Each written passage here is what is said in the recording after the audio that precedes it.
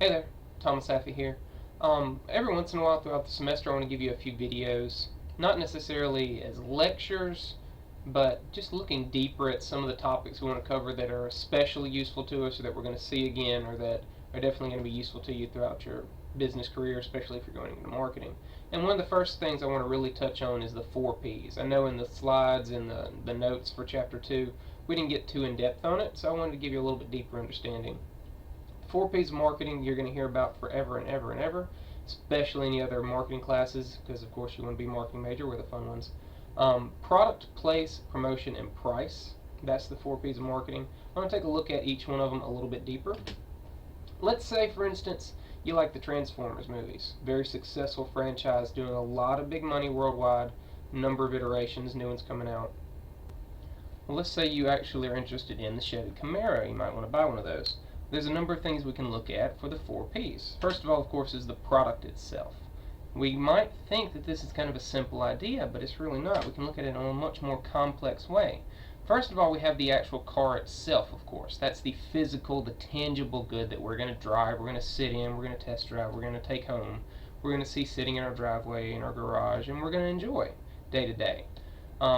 Things like the fit and the finish. How well is the car put together? How well is the paint job? How well do you fit in the seat? Do you reach the pedals? Do you like how it performs? Do you like its speed, its gas mileage? Things like that are all important. The styling of it, what color. It's available in 18 colors. It's got 13 different trim levels, convertibles, coupes, V6 engines up to the high performance V8 engine that goes 580 horsepower. Lots of options there, right? In just the physical good. How big do you want the rims? What kind of tires do you want on it? Do you want leather? Do you want cloth? All these different options are the tangible good. And any product we can think of has tangible properties. How does a pen fit in our hand? How well do we like the taste of a Hershey's chocolate bar versus how do we like the wrapper of the Hershey's chocolate bar? All of that is part of the product side of it. One of the first 4Ps of marketing, the product side. But besides just that tangible, we can touch it and feel it kind of good, is the ancillary benefits, the intangible things that are included as part of what we might call the whole wrapping around the product idea. Things for the car, of course, are going to be like the warranty. What's included, what's not included, how long do we have, how many miles do we have. That's all important things you might compare different vehicles on. Do you want a 100,000 mile warranty? Do you want a 50,000 mile warranty? Do you want a lifetime warranty? All of those can be different options depending on the vehicle. The dealer itself, you're going to like the, say, dealer here in Columbus, because that's where the W is, of course, wherever your hometown is. You might have a hometown dealer. Do you want to maybe think about it from the company side? Do you like Chevrolet? Do you like GM, the parent company? Do you like them versus, say, Dodge or Ford or Nissan? How do you like the company itself and what it does? How about that pride of ownership? I imagine if you're going after this Camaro, it's kind of flashy, it's kind of important to you maybe on how you feel, how you look. It's not necessarily about just the performance, just the price, but maybe there's a little bit of that status symbol, that style of how does it make you look as part of it. That's all tied into the big product category, right? What about place? Place, they named it place because, of course, they wanted to make it the 4Ps. But place really is distribution. That's what we think of. So place is distribution. How do we get to whatever it is we're trying to buy or sell if we're on the business side of it? Well, for this car, for instance, you could go to Chevrolet.com. You can build it out. You can choose the model, you can choose the engine, you can choose the different options, the trim levels, all of that. You can build it out to your own custom spec in however many weeks it takes that they'll build your custom one, and then they'll ship it off usually to a local dealer that you have to pick it up and deal with them there. Or you can just go to your local dealership and go, what do you got on the lot? Test drive what they have there, pick what you want based on price, based on features, based on model, whatever it might be. Or maybe you don't want to just deal with the local dealership. Maybe you don't want to just deal with Chevrolet and build your own. Maybe you're looking for last year's model. Maybe you're looking for a used model even. Maybe you want to look beyond whatever scope you have in your local geographic market. Well, of course, the internet has options galore. You can use AutoBuyTel or Cars.com. Go to KBB.com to check the value of your car, of a new car, of a used car, all of that. The way that we distribute the product is how does the customer, the consumer, get to it?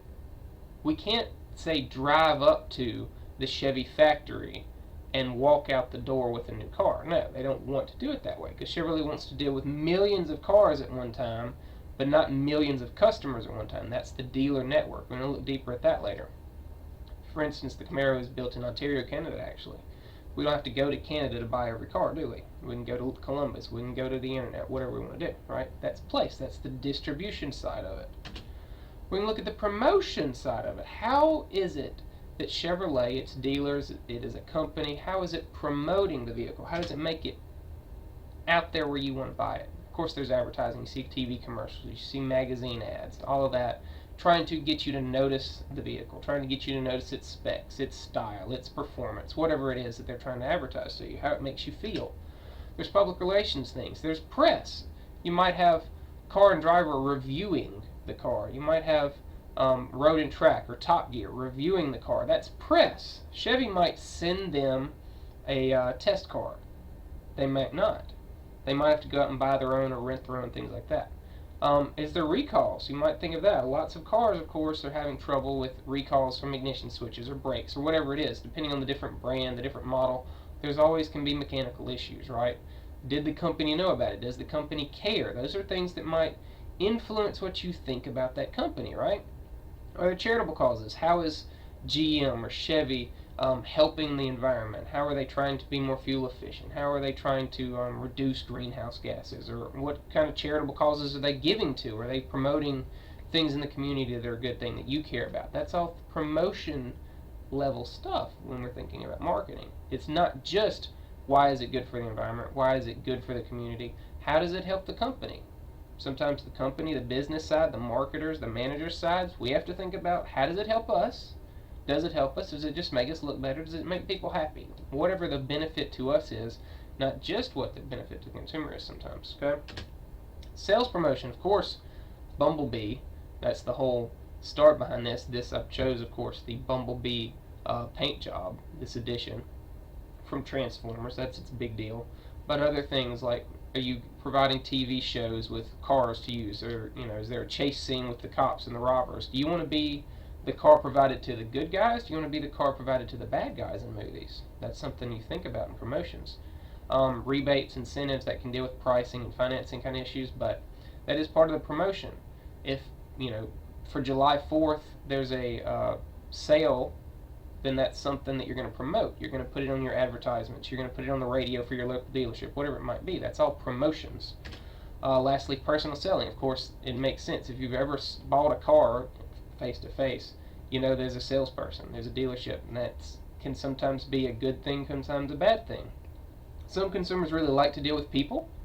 Some salespeople are better than others. Are they pushy? Are they greedy? Or are they caring? Do they actually have your best interest in mind? That can really influence what do you think about this car, about this brand, about this whole buying experience, the entire package of this consumable good. Besides just the salespeople at dealerships, you could also have, say, car shows. The vehicles on display, the brand new models for next year are going to be on display at the different car shows around the world. And of course they're going to have people there to talk about it, to talk to the press, to talk to reviewers, and to talk to consumers, dealers. All of that is all about personal selling, getting the word out there about the product in question. Lastly, the price, of course, the last P. Like I said, trim levels, you got 13 different trim levels. They range from $23,500 for the base model V6 up to $72,000 if you max out all the options on the high performance V8 and the convertible. You can really change the price, right? And of course, GM Chevy likes that idea because they want you to get into this car, preferably, of course, at the higher levels. We'll assume that they make more profit at the higher levels, but they want you to get into the car no matter what. So they're going to provide so many different options. You can get the look and the style and the feeling of this car at a very affordable kind of level, the $23,000 level. Or if you're looking for high performance, you're really looking for that status symbol, you might be looking at that high end, that $70,000 high performance convertible that you can take out on the racetrack in the weekends if you want to, whatever it might be. So of course, what level of model we might use. As business people, we choose what level of the marketplace we want to compete in. You want to compete in the low cost area, you want to compete in, say, high luxury, exclusive goods at the top end, somewhere in the middle, all three. There's a reason that you can think about any given product, say a hair dryer, and you're going to find the cheap options, the small options, not many features, maybe the color isn't what you want, It's not very powerful, but it's cheap. Or you can go to high-end salon level quality that'll blow the roof off of your house if you turn it on too high. But that's all the point. We want to have different levels, different models, different options for different consumers, right? There's also, again, those incentive things. Is Chevy going to offer you cash back? Is they going to have some kind of sale for a holiday? What's the percentage rates? We'll look at that in financing in just a second. Are there rebates if you're a college student, if you're a member in the military, if you've owned a Chevy that you're trading in, you might have a loyalty bonus. All of those are incentives that we can deal with the price. We can fluctuate the price around. Price is the only one of the 4 P's that we can say adjust at any given moment. Once this car is built, once it's painted, once it comes off the assembly line and is sitting on the dealer lot, there's not too much we can do. You can repaint it, but that's a big hassle. It could take time. It's going to cost something. You can change out the rims and tires. Again, it's doable. It's not too big a deal, but it's still going to take time. It's still going to take effort. You're still going to have the other parts there. As far as promotion, once the TV commercial is made for, say, the Super Bowl, you can't necessarily edit it game day. It's already out there. It's already played. Once it's already on the internet, you might can delete your YouTube video, but some people have already seen it. You can take the picture off Facebook, but somebody may have already screen captured it. Things like that. Price is about the only thing we can adjust on the fly. Just if you've ever thought about, you've ever gone to a dealership and bought a car, you know they have a price on the sticker. That's not necessarily the price you actually pay, good or bad. Usually a negotiation built into cars. That's what we want to play with. That trim level might be the MSRP. What is it actually going for on the street? What are the cash backs, the sales or rebates, percentage points, things that we can deal with to adjust the price. The payment options.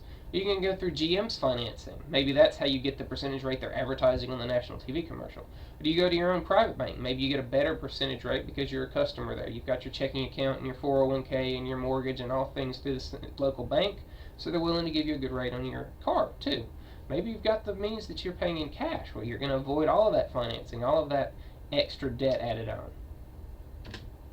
Lastly, those ongoing costs. How much gas do you have to feed this thing? That low-end V6 might cost less, might have less performance. It's going to cost a lot less to fill up and drive down the road than that high-performance V8, right? Again, insurance levels is going to depend on you, your credit, your age, your gender, what car you choose, what engine you choose, how much the car costs, how fast it goes, what color it is. Insurance can even be based on color sometimes. Fast colors, yellows and reds, are going to have sometimes a higher risk to an insurance company than a slow color like a gray or something. Just to think about. And of course the ongoing maintenance. How much is it going to cost to change the oil or change the tires, just work on product down the line. So that's all 4 pieces of the 4 P's.